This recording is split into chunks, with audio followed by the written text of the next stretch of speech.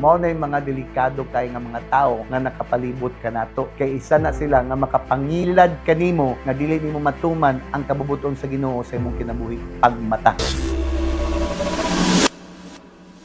Taon ni mo ang tulo ka sa ni Satanas nga puno sa panglimbong sa ingon diha immortality, dili ka mamatay. Hindi nga ganyan, dili tinuod nga mamatay ka mo. Ikaduha, ning maablihan ang imong mga mata, illumination. Katulo, be like God. May sama ka sa Ginoo, makailag ka sa maayo o kautan. Unsay nahitabo sa kana nga saad? Kamatayon imbes nga immortality. Ang lawas sa tao nagsugod na dayon og pagkadunot. Grabe maningkamot aron matuman ang tanang gusto sa unod og kalibutanong tinguha. Unya unsa may sa Bible ani daw? Kay kung kinabuhi ka mo, sumala sa inyong tawhanon nga kinaiya, mamatay ka mo. Subusa, ang tanang tinguha sa unod, padulong yun sa kamatayon.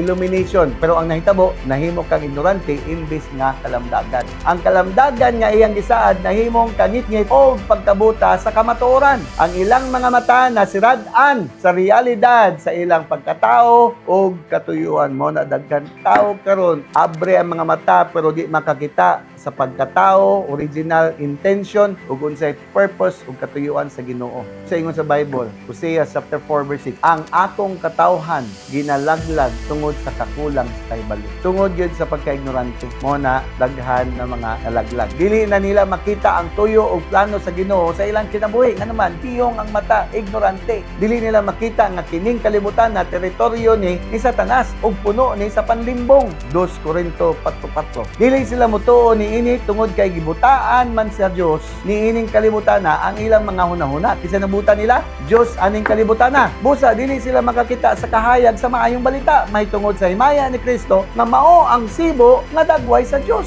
Mao na natabo. Sa material ay daghan walay question. Pero pag spiritual perting pobreha. Katulo, ang saad ni Satanas nga mahimo mong sama sa Ginoo nahimong garbo. Nagsugod na ang mga tao og pamatasan nga murag Ginoo. Pero walay kasing-kasing sa Ginoo. Nagsugod sila og dominaray og panamas-tamas sa isig katao og sa tanan binuhat sa Ginoo. Sa upat ka page pa lang sa Biblia nanaday namatay. Kisa nagpatay. Igsuon mapud. Nakita nimo ang panlimbong ni Satanas kung sa gidangat kamatayon. Mao na ang nas kadaghanan karon. Mao na yung mga delikado kay nga mga tao nga nakapalibot kanato. Kay isa na sila nga makapangilad kanimo nga dili nimo matuman ang kabubuton sa Ginoo sa imong kinabuhi pagmata.